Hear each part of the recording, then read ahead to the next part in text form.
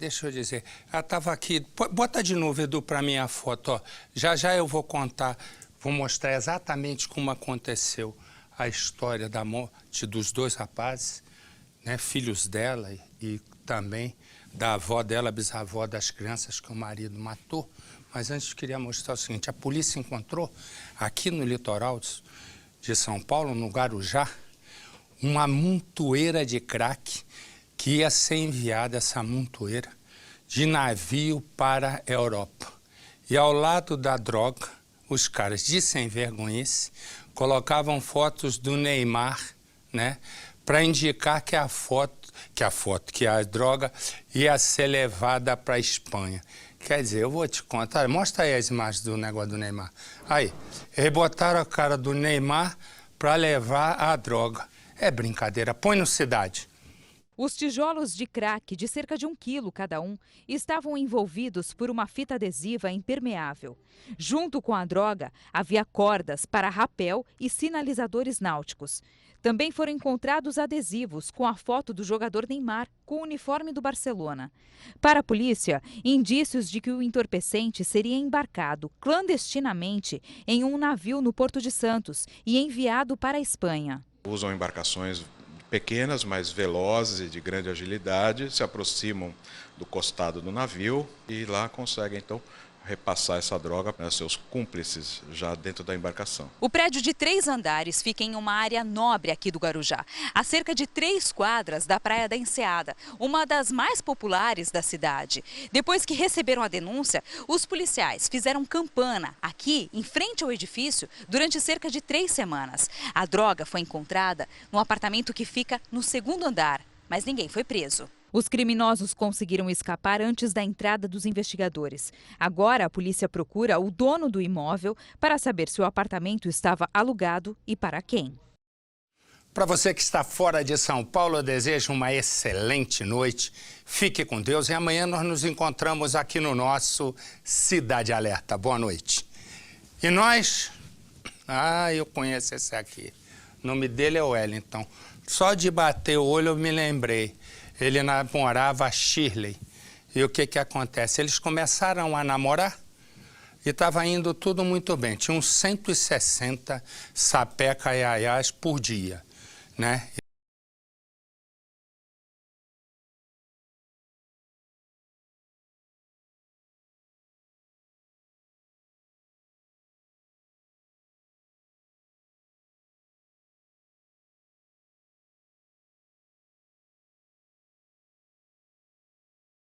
Tentou e disse, chega.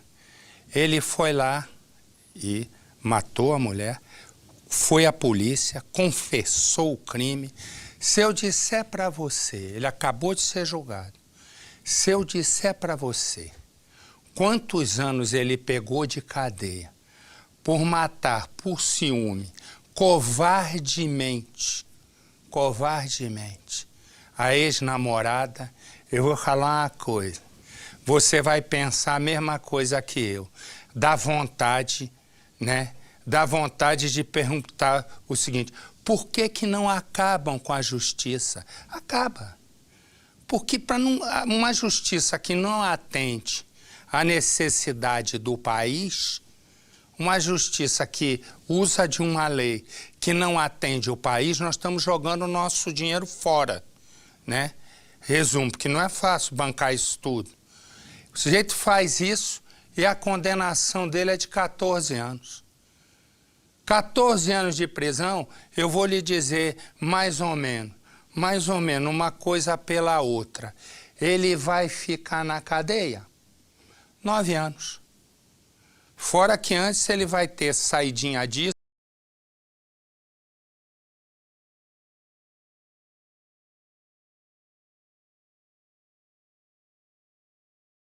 sabendo que só vai ficar 9, eu vou te contar, é de dar vergonha. Vergonha.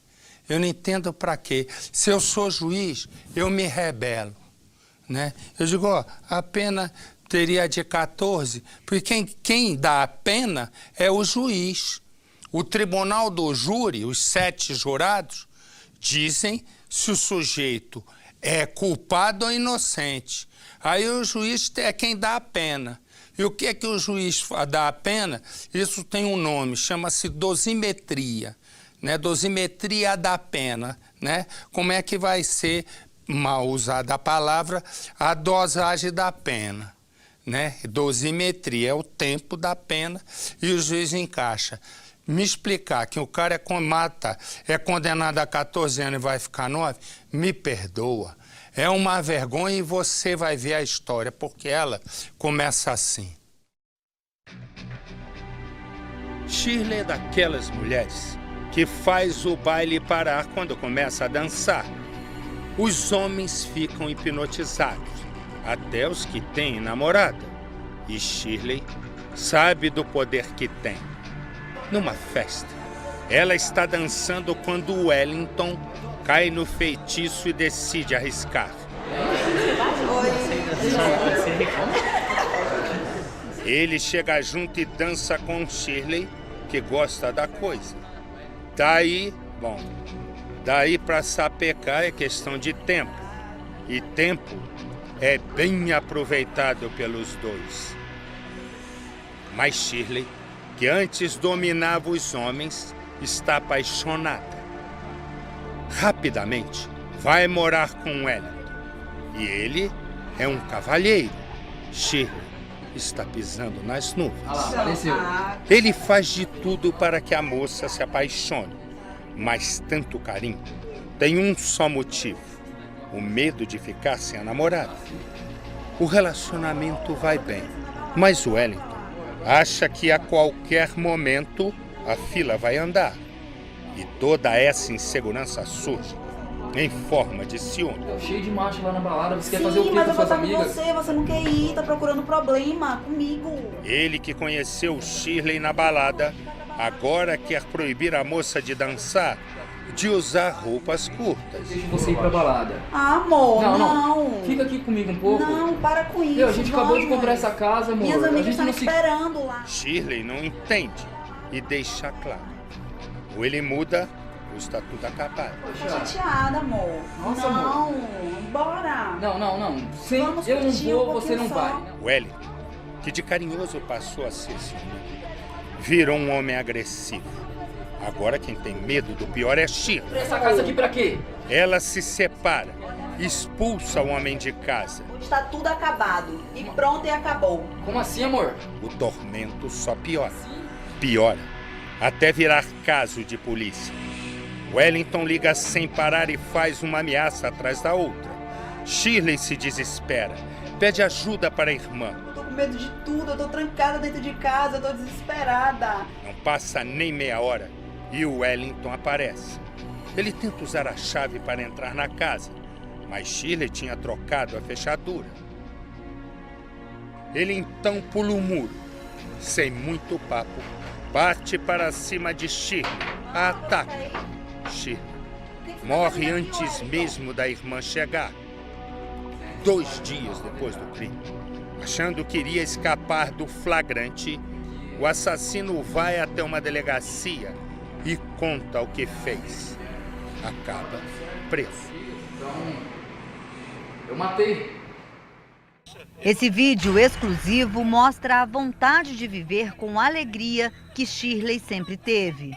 Aqui, durante um passeio de barco. Olha a lancha que a Shirley arrumou pra nós, ó. Olha a velocidade. Hoje ela cabe 260 pessoas, mas um dia ela vai caber só 5, 6, 7. Olha. E vai reduzindo o nível. Bom humor que sempre foi a marca registrada da mulher. Onde ela chegava, era sempre rindo. A frase dela nas redes sociais era: bora ser feliz. Nesta outra gravação, também em Salvador, Shirley brinca com os amigos que estão com ela em uma mesa de quiosque bem perto do mar. Fala, tira alguma coisa aí, tira. Então, você quer fazer? Vou lá! Vida chata, não? Chatíssima! Ó, rapaziada, que me dá. Ó, que me dá. Olha, ó. Coqueiro. Muita bebida, ó. Só para deixar vocês tristes, ó. Todo mundo triste. Tristeza que o amigo Orlando jamais imaginava que realmente entraria para a vida deles. Ao longo de mais de 10 anos de amizade, Orlando foi mais que um amigo para Shirley. Era também uma espécie de pai. Quando ela me procurava pedir conselhos do que fazer em certos momentos, eu aconselhava. Para dar bronca, eu dava bronca. Então ela falava para as pessoas, se eu aprontar, o papo me pega. E era bem assim, um relacionamento muito próximo. Durante as férias na Bahia, que Orlando e Shirley estiveram juntos, inclusive com outros amigos, a contadora também levou o filho, que na época tinha 16 anos. Era seu grande companheiro. Há quase 2 anos, Shirley tinha se separado do pai do filho dela e só queria arrumar outra pessoa se fosse para um relacionamento sério. Logo que voltou de Salvador para São Paulo, conheceu Wellington. Foram apenas 2 meses entre o romance, o ponto final que ela tentou colocar na relação, e a morte da mulher de 37 anos, assassinada por Wellington. As últimas palavras de Shirley, um grito de desespero. Estou desesperada aqui. Estou com muito medo. Ele não para de ligar, não para de mandar mensagem. Eu não sei mais o que fazer, gente, eu não sei.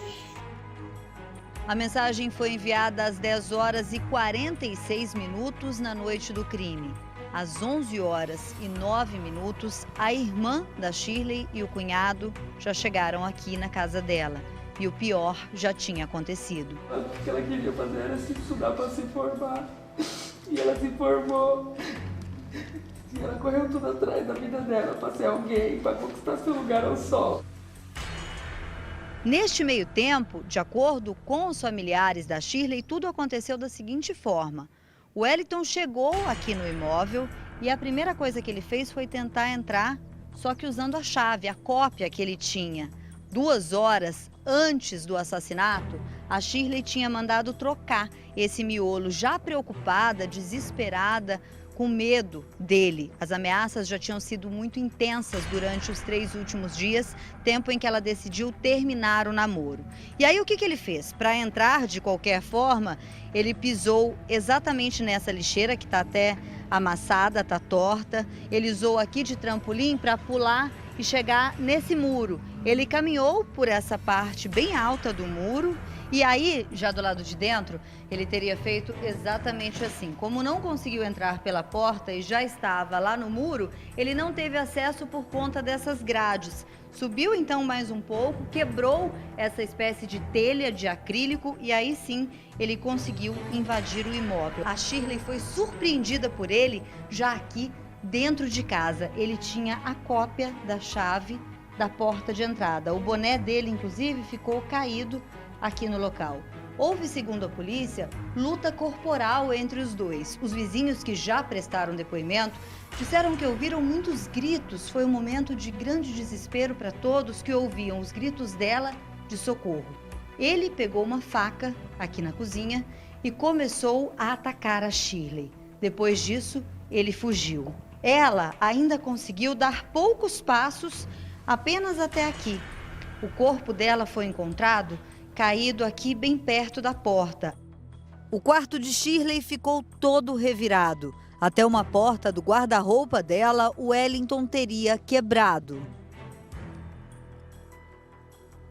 E o motivo para o crime, ele não aceitava o fim. Ele ligou para ela estava saindo do serviço, o celular estava desligado. Então, por causa de um motivo banal, só por causa que ela não atendeu o celular, por causa de um ciúme, ele mostrou a verdadeira face que ele é, né? Atualmente, aqui na rua onde o crime aconteceu, silêncio dos vizinhos. Orlando precisou se mudar do bairro, tamanha a dor que sente por ter perdido a amiga filha. Ele conta que na mesma semana do crime, Shirley tinha começado a contar parcialmente o que estava sofrendo. Papo, já mandei ele embora várias vezes, mas ele não vai embora.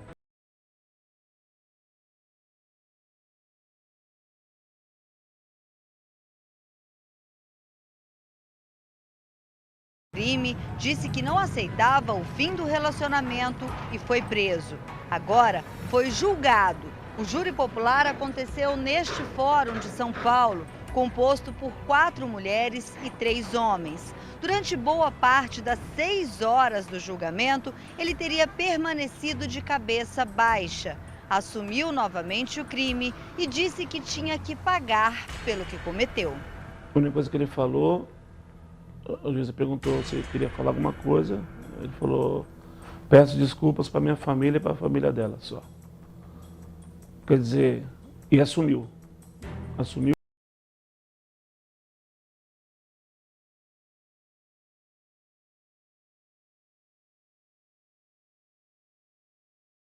A família e os amigos de Shirley consideram a pena injusta demais. Se o senhor pudesse, que pena que o senhor daria para ele? Máxima. No Brasil, 30 anos sem direito à progressão. Deixa eu dizer uma coisa. É possível a gente acreditar numa justiça que condena um assassino confesso por um motivo tão banal? Ciúme. O sujeito se acha dono da mulher. Ele não é um namorado, um parceiro, um futuro marido. Não, não. Ela é uma posse dele. Ele é o dono. E a mulher tem que fazer o que ele quer. Aí ele é condenado. Ele vai lá, confessa e vem a famosa justiça. Cega, surda e muda e, de certa maneira, para a nossa visão, para a minha opinião, injusta.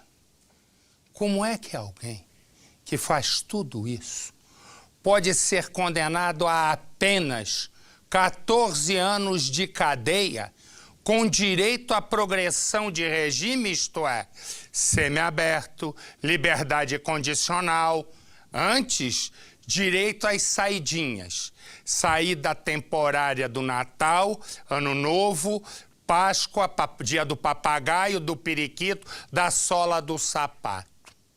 A pergunta que eu te faço é, isso é justiça? A pergunta que eu te faço é, essa justiça representa o que eu e você queremos para o país? Essa é a pergunta. Você se acha protegido por essa justiça?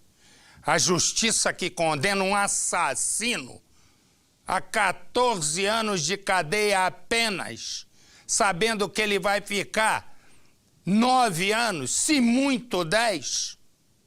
Foi para isso, ó. Para isso aqui, tá vendo? Para isso que eu botei esse Instagram. Marcelo Rezende _oficial. Você entra e dê a sua opinião. Porque nós juntos, porque uma hora, eu estou começando esse negócio agora, uma hora vai ter uma montoeira de gente.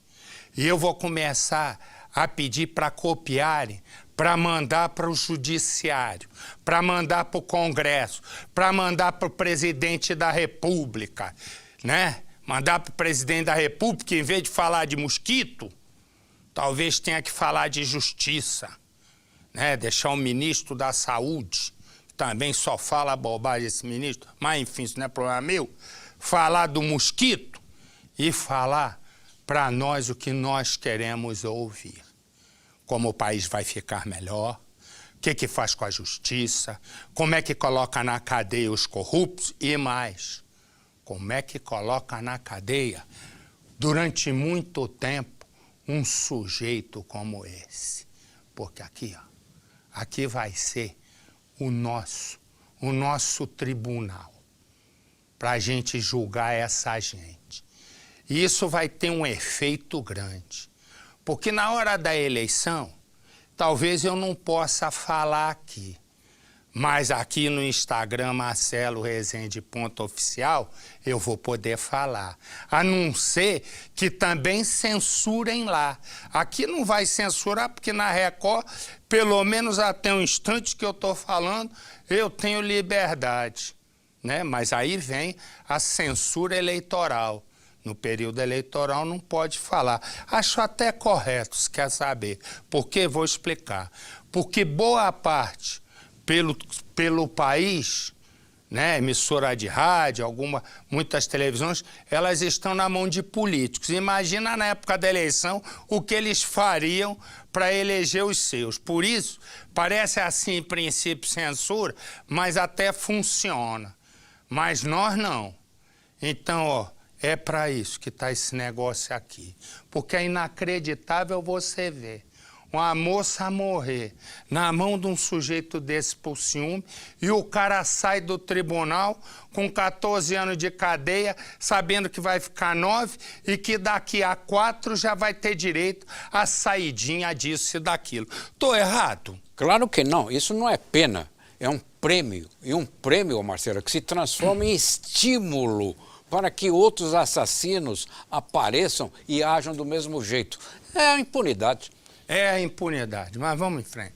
Esse aí, ó, rico, fazendeiro, rico, muito rico, no interior de Minas Gerais. Negócio de gado, e ele também vai emprestando dinheiro, tomando um juro daqui. Acontece que uma turma que ficou devendo e não consegue pagar, resolveu uma solução. O que a gente vai fazer? Matar o Adalberto. E assim foi, sobrou até para um amigo dele que estava ali e morreu também. 4 já foram presos. O caso é tão complicado que o juiz da cidade pediu para o tribunal levar para Belo Horizonte, para os envolvidos não pressionarem os jurados. Você imagina. Põe no Cidade. O crime aconteceu no dia 4 de março, a 16 quilômetros de Conselheiro Pena. Adalberto Ramos Prado, de 47 anos, foi morto dentro do carro em que dirigia. As investigações apontaram que o fazendeiro foi assassinado porque tinha muito dinheiro para receber dos envolvidos. Adalberto costumava fazer empréstimos e era considerado um dos maiores compradores e vendedores de gado da região. Adalberto tinha 3 fazendas e no dia em que foi morto tinha combinado com um dos filhos, de apenas 15 anos, dos dois irem juntos. Só que de manhã, o filho disse ao pai que tinha desistido, porque havia marcado futebol com os amigos. Adalberto não gostava de andar sozinho, por isso convidou o seu Joaquim, um velho amigo e que estava de férias, para que os dois fossem juntos. Quando os dois saíam de Conselheiro Pena, Adalberto recebeu uma ligação informando que ele precisava ir a um outro sítio que não estava programado, mas que era urgente. Adalberto então mudou a rota e seguiu para a fazenda. O que Adalberto não sabia é que tinha sido atraído para uma emboscada e levado um amigo para ser morto. Quando ele já se preparava para sair da fazenda e voltar para a cidade, ele percebeu que a entrada da fazenda estava trancada. Mas como já era de costume, ele não desconfiou de nada. Adalberto parou o carro do lado de cá. Seu Joaquim desceu para abrir o portão. Quando ele abria, ele ouviu um disparo. Quando olhou para trás, percebeu que Adalberto tinha sido assassinado com vários tiros de espingarda calibre 12. Seu Joaquim também acabou sendo assassinado. A polícia acredita que ele foi morto porque reconheceu os assassinos. Dona Maria, mãe de Adalberto, conta que os assassinos ainda participaram dos velórios. Pessoas que a gente não podia esperar, que fazia refeição na sua casa e que teve a frieza de chegar perto de mim no velório e ainda me cumprimentar e depois dizer ainda que era muito amigo do meu filho e que ele era como um irmão para ele. Adalberto era um homem conhecido na região por movimentar grandes quantias em dinheiro. No dia em que foi morto, tinha mais de 100 mil reais dentro do carro. Tinha mais de 32 mil reais em espécie e mais de 120 mil reais em cheque dentro da caminhonete. O dinheiro ficou no carro? O dinheiro ficou no carro. Então você vê que o intuito era para matar mandado, não era roubo, não era nada, era intuito de assassinar mesmo. As investigações apontaram que os envolvidos no duplo assassinato deviam mais de 200 mil reais a Adalberto.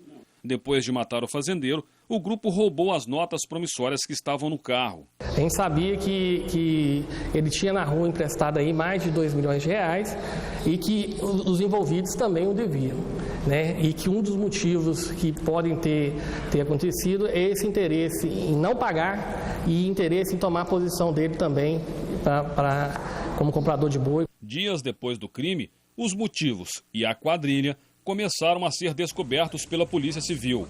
Giovanni Ferreira de Andrade, acusado de puxar o gatilho que matou o fazendeiro e o amigo dele, foi preso no Espírito Santo, trabalhando em um açougue. 8 agentes da Polícia Civil Mineira participaram da ação.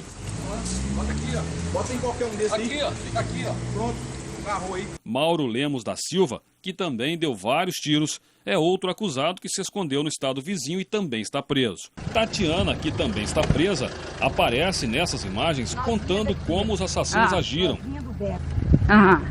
Aqui, ó, o Vander Flávio deu sinal de luz. Deu sinal de luz aqui, ó. Tatiana foi presa pouco depois. Segundo a polícia, ela foi uma das pessoas que encomendaram o assassinato do fazendeiro. Por isso, sabia tantos detalhes da ação dos bandidos. As investigações apontaram que Tatiana pagou mais de R$20 mil aos assassinos que já deviam uma compra de boi a Adalberto. Mas Adalberto não era o alvo de Tatiana. O que ela queria era matar uma advogada aqui de Conselheiro Pena que defende um casal de sitiantes no município. Mas como Adalberto saiu em defesa dessa advogada, ele acabou sendo morto. O dinheiro usado para pagar os assassinos da advogada acabou sendo usado no homicídio do fazendeiro. Além de Tatiana e os 2 homens presos no Espírito Santo, um outro homem que também encomendou a morte do fazendeiro está na cadeia por crimes de pistolagem. A quadrilha será julgada por duplo homicídio qualificado, sem direito à defesa para as vítimas que foram pegas de surpresa. Para garantir segurança do júri e de todos os envolvidos, o juiz da comarca de Conselheiro Pena pediu a transferência do julgamento para Belo Horizonte. No despacho, ele cita medo da população. Segundo o juiz, os envolvidos no crime são pessoas conhecidas na região. E isso pode influenciar na decisão dos jurados, inclusive com venda de sentença. No depoimento prestado à Polícia Civil e ao Ministério Público, Vander Flávio Moreira, um dos acusados de envolvimento nos assassinatos, afirma que negociar sentenças no município é atitude comum. Ele não acusa envolvimento do judiciário, mas alega que empresários interessados nos resultados dos julgamentos pagam até R$10 mil por cada voto dos jurados. O próprio réu, ele cita no processo que a cidade tem manipulação de corpo de sentença, do júri de corpo de sentença. Então, está provado aqui que eles fazem influência pelo medo, pelo dinheiro, e as pessoas ficam com medo. E, fora isso, está provada a capacidade de matar dessa turma. Né? A gente está falando com pistoleiro, com pessoas que realmente sobrevivem disso. O pedido de transferência do julgamento para outra comarca ainda não foi julgado, mas a família apoia a decisão do juiz. Vou te contar, hein? Se todo mundo que tem dinheiro a receber de alguém morrer, 1/3 da população vai morrer. Eu, por exemplo, eu não vou morrer, mas eu vou... Ó, se eu pensar assim, eu tô te devendo quanto? Eu faço um desconto. É? Mas tô te devendo muito? Milhões. Se fosse milhões, meu camarada, eu já tinha te feito faz tempo. Mas se bem que você é morto, morto não morre, né? Já tá morto. Ó, eu vou dizer uma coisa. Eu não sei bem direito quem ele é, não. Mas é jogador de futebol do Santos, chama Patito Rodrigues. O segurança dele tava parado, os caras foram fazer um assalto. O segurança dele, me dá o preso. Segurança dele saiu, prendeu um, o outro correu. Segurança do jogador, rapaz, conseguiu driblar os bandidos. Põe no cidade. A troca de tiros foi na região do Ipiranga, na zona sul da capital. Os ladrões estavam em um carro roubado e pararam no sinal vermelho ao lado de outro carro onde havia 2 mulheres. 2 criminosos desceram, anunciaram o assalto e roubaram o celular de uma das vítimas. Na sequência, os criminosos abordaram este homem que estava logo atrás. A vítima, que é segurança particular do jogador Patito Rodrigues, que joga atualmente pelo Santos, foi obrigado a descer do veículo importado e ficou sob a mira de um revólver. Mas quando os suspeitos se distraíram, ele arrancou a arma e rendeu a dupla até a chegada da polícia. Os outros 2 bandidos fugiram a pé. Um deles foi preso. O outro, que estava armado, trocou tiros com os PMs e acabou atingido no braço e na perna. O carro que os ladrões usaram foi devolvido ao dono. Nenhum policial ficou ferido. Deixa eu dizer uma coisa. Agora eu vou contar a história que eu estava prometendo, que ficou pronta agora. Essa moça se chama Renata. Renata tem 34 anos de idade e os 2 que estão aí são filhos dela, gêmeos, de 17 anos. Eles iam começar uma carreira como jogador de futebol. Eles, como ela trabalhava muito, a maior parte do tempo, eles foram criados pela bisavó, a avó de Renata, que é essa senhora aqui. Ela estava com as crianças ainda pequenas, ali num parquinho, e aí ela tinha que levar as crianças para a escola. Ela conheceu um cara chamado Neilson. Nessa madrugada, põe as imagens para mim da confusão. Nessa madrugada, a população de Alpinópolis, em Minas Gerais, tentou matar o assassino. Ele entrou na casa da ex-mulher, matou os 2 filhos dela, matou também a avó dela, a bisavó dos meninos. Diz ele que tentou se matar, mas na verdade, ele disse pro policial: eu a deixei viva pra ela sofrer. De uma história que começa assim. Renata é a mulher mais feliz do mundo. Ela tem 2 filhos. Gabriel e Rafael são gêmeos. Ela está numa praça com as crianças quando vê Neilson. O rapaz é boa pinta e Renata, que é solteira, logo se interessa. Joga o cabelo e Neilson percebe o sinal verde para avançar. Eles se aproximam. Os 2 começam a conversar. Mas está na hora de Renata levar os filhos para a escola. Eu preciso ir buscar meus filhos na escola, o horário já deu, mas vamos fazer o seguinte. Os 2 se despedem. A moça é só suspiros.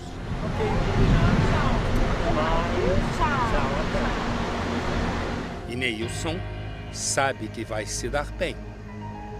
Renata mal sabe onde está se metendo. No dia seguinte, Neilson e Renata se encontram na mesma praça, no mesmo banco. Mas assim a gente se conheceu. Os 2 sabem que ali vão ficar só na vontade e logo tratam de combinar um jantar. Renata prepara todo o terreno. Como os filhos dela moram com a bisavó, fica mais fácil para Renata passar a noite se divertindo. Eu tô bem, tô feliz. Na hora marcada, Neilson e Renata se encontram, mas trocam o jantar pela sobremesa. Essa pequiaia até o sol raiar. Porque, olha, foi difícil pra conseguir isso aqui pra nós, viu? Mas eu tô feliz que você tá aqui. Renata acha que ele é o homem que ela sempre procurou. Eu prometi, eu vou cumprir. Não precisa ficar nervoso, fala sério que eu entendo, hein? Mas Luísa Maria, a bisavó dos gêmeos, sente que algo vai dar errado. Eu acho que você merece coisa melhor. Para um pouquinho de ficar falando com ele. Renata não dá ouvidos e decide investir no namoro. Mas logo fica sem chão. E sabe por quê? Porque a polícia descobre que o trabalho de Neilson é vender drogas. Renata se desespera ao descobrir que um namorado é traficante. Mas o amor por Neilson é maior que tudo. Ele passa 3 anos na cadeia e Renata vai visitá-lo sempre que pode. Quando Neilson é solto, Renata é só sorrir. Mas não demora muito e lá vai ele preso outra vez. São 10 anos de namoro, a maior parte na cadeia. E eu acho que vai ter novidades pra você. Neilson diz que vai mudar, ganha liberdade condicional e Renata decide alugar uma casa para morar com ele pela primeira vez. Ela nunca pediu nada para Neilson, até aquela noite. Durante uma conversa, ela implora para ele deixar o mundo do crime. Neilson diz que nunca mais vai se meter em confusão. Arruma até um trabalho, muda de comportamento. Ele, que não tinha um pingo de ciúme, muda, mas muda da água para o vinho. Começa a sufocar Renata com tanta cobrança. Ela não vê outra saída e se separa. Não vou, ou você é minha mulher. Que? Eu vou te largar. Vem aqui, não, Renata, para, vem aqui, Renata. Vingativo, Neilson só pensa em fazer Renata sofrer. Ele atinge o ponto mais fraco da ex, no meio da madrugada, e invade a casa onde estão Renata, os filhos e a bisavó. A bisavó está na cozinha. É a primeira a entrar na mira de Neilson. Ele saca uma arma e atira. Renata acorda assustada, vai até o quarto dos filhos. É neste momento que Neilson aparece. Renata tenta impedir, mas ele atira nos filhos. A única que não morre é Renata. Motivo? Neilson quer que ela sofra para sempre. Ele foge. E horas depois, durante o velório da família, a polícia recebe uma ligação. Um homem está ferido no meio de um matagal. Quando os policiais chegam, Neilson está baleado. Ele diz que tentou se matar, confessa os crimes, é socorrido e vai do hospital para a prisão. Uma família destruída pelos ciúmes e crueldade deste homem. Neilson Fernando Fabiano, 38 anos e uma vida construída no mundo do crime. Do outro lado da história, uma mulher, Renata Fernanda Costa Romão, de 34 anos, ex-namorada de Neilson. Um caso de amor e ódio que terminou em tragédia. O crime aconteceu em Alpinópolis, cidade com pouco mais de 20 mil habitantes. Os irmãos gêmeos Gabriel Amaral da Costa Romão e Rafael Amaral da Costa Romão, de 17 anos, e filhos de Renata, foram mortos a tiros dentro de casa. Além deles, Luzia Maria dos Santos, de 80 anos, avó de Renata e bisavó dos rapazes, também foi assassinada. O suspeito de tudo isso é Neilson. Renata e Neilson se conheceram há 10 anos, mas a maioria desse tempo o rapaz passou na cadeia por crimes como roubo e tráfico de drogas. Depois que foi solto, Neilson prometeu mudar de vida, mas essa mudança proposta por ele durou muito pouco. O comportamento agressivo do rapaz passou a incomodar não só a mulher, mas toda a família dela. E isso tinha um motivo: ciúmes. Estava com ciúme dos meninos dela. Falava que sim, que ela tinha que ficar mais lá, porque ela morava com ele, só que todo dia ela vinha aqui ajudar a minha mãe, por conta que a minha avó é idosa e morava aqui junto, então ela tinha que vir ajudar. Aí ele não aceitava isso. E foi por conta desses ciúmes que, em dezembro do ano passado, Renata resolveu deixar a casa onde morava com Neilson há pouco mais de 6 meses e voltar para a casa dos pais. A atitude da mulher revoltou o rapaz. Ele desconfia que ela largou dele porque ela tinha outro. Só que isso é mentira, ela não tinha ninguém. A partir daí, a mulher deixou de ter paz. Ele fazia ameaça, depois ligava para ela e falava que era mentira. Até que chegou o dia que ele resolveu cumprir o que havia falado. Mas a história teve um desfecho bem diferente do que Neilson havia prometido. Foi nesta casa que tudo aconteceu. Em uma noite que parecia tranquila, ninguém imaginava que uma tragédia pudesse acontecer. Nos últimos dias, ninguém aqui tinha sido ameaçado. Os irmãos até ficaram até um pouco mais tarde na rua, conversando com vizinhos. Perto das 2h30 da manhã, eles entraram para dormir. Pouco tempo depois, o Neilson chegou. ele estacionou o carro um pouco mais ali em cima na rua e veio direto para casa. Esse portão aqui estava trancado, ele veio no outro, que também estava trancado, tentou entrar. Como não conseguiu, ele pulou o muro. Esse pequeno muro com o portão, correu nesse corredor e foi até os fundos da casa. E foi aqui, pelos fundos, que ele conseguiu entrar na casa. A porta da cozinha, que também estava trancada, dá uma olhada como ficou. Toda amassada, uma porta de lata. Isso aqui são as marcas dos chutes que ele deu para arrombar a porta. Depois que entrou aqui na casa, a primeira vítima do Neyson foi a bisavó dos jovens. A idosa, que sofria de mal de Alzheimer, tinha acordado durante a madrugada para ir ao banheiro. E quando estava bem aqui, ela levou um tiro. O rapaz continuou, entrou aqui no quarto, onde os dois garotos dormiam. E aqui ele disparou a arma 4 vezes. 3 tiros atingiram o Rafael e 1 atingiu o Gabriel. Eles morreram na hora. A Renata, mãe dos meninos que dormia no quarto ao lado, ela acordou desesperada, começou a gritar, a pedir para que ele parasse com aquilo, mas não adiantou. Ela chegou até a pular na frente dele e pedir para que ele matasse ela e não os familiares. Neyson fugiu logo depois do crime. Como é que ele estava na hora? Como é que vocês viram ele, a expressão dele, o semblante? Tava bem agitado. Camiseta preta, calça azul, de chinelo. Deixou cair umas balas ali. Deixou, tinha 2 balas ainda intactas, uma do lado de fora do portão e a outra do lado de dentro. Deixou cair na correria. Deixou cair na correria. A arma também caiu, né? Gabriel e Rafael eram filhos do primeiro casamento de Renata. Os dois cresceram na casa dos avós. Eram pessoas muito queridas na cidade e tinham o sonho de serem jogadores de futebol. Os dois, inclusive, faziam parte da equipe de futsal de Alpinópolis. Nesta foto, postada em uma rede social, Gabriel diz que a meta dele é ser feliz. Uma população revoltada. Amigos e familiares das vítimas queriam fazer justiça com as próprias mãos. Nesse momento, os policiais militares precisaram montar uma barreira de proteção aqui na entrada de emergência do hospital.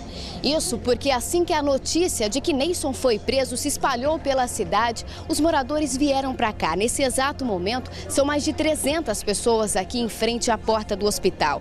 Aqui tem amigos e familiares das vítimas, todos revoltados com o criminoso. Essa população pegar ela, já até lincha ele. A vontade da população, acho que todo mundo é essa. Uma verdadeira operação precisou ser montada para a transferência de Neyson Fernando Fabiano, de 38 anos. Mesmo com o pedido da polícia, a população não saiu de frente do hospital. Uma tentativa de evitar um tumulto ainda maior, a ambulância que levava Neyson saiu pelos fundos do hospital. A PM precisou usar bomba de efeito moral e spray de pimenta para conter a revolta dos moradores.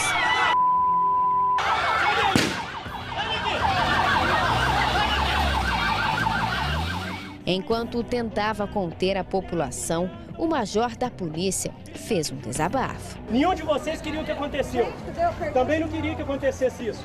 Mas também não pode desacatar, jogar coisa em cima dos policiais, em cima de quem está trabalhando, de quem está aqui desde a madrugada para prender ele. Nós não temos culpa, não. Nós estamos aqui, prendemos ele. Eu estou sem almoço, sem café da manhã, para fazer isso e agora ele vem aqui para ser desacatado, para ser xingado, chamar de vagabundo. Entendeu? Nós estamos aqui do mesmo lado, gente. Nós estamos do mesmo lado. Eu não mereço ser chamado de vagabundo. Nenhum militar que está comigo aqui merece ser chamado de vagabundo. Nós estamos aqui trabalhando. Agora, se essa pessoa vem aqui, lixa ele, a responsabilidade é minha e é de todo mundo aqui. Neyson foi encontrado pelos policiais no meio deste matagal. O lugar fica bem perto do Jardim Betânia, onde horas antes ele matou a avó e os 2 filhos da ex-mulher Renata. Neyson contou para os policiais que logo após cometer o crime, ele seguiu a pé até este lugar. Quando ele estava lá embaixo, perto daquelas árvores, ele teria atirado contra o próprio peito. A intenção dele era tirar a própria vida. Como não conseguiu, ele começou a gritar, pedindo por socorro. Mas os gritos de Neyson não foram ouvidos. Ele disse então que precisou rastejar e que fez isso por aproximadamente 100 metros, até chegar bem perto de uma cerca que fica próximo a um bairro aqui da cidade. Foi só nesse momento que os gritos de socorro de Neisson foram ouvidos e a polícia foi chamada. Dentro da ambulância, Neisson estava consciente. Mas que hora que você deu o tiro no seu peito? Na hora que estava quente, eu consegui andar, depois que eu consegui tiro. Mas que hora que foi o tiro que você deu no peito?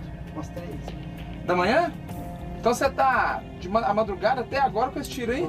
Neisson foi preso no final da tarde. A arma que foi usada no crime também foi encontrada no matagal.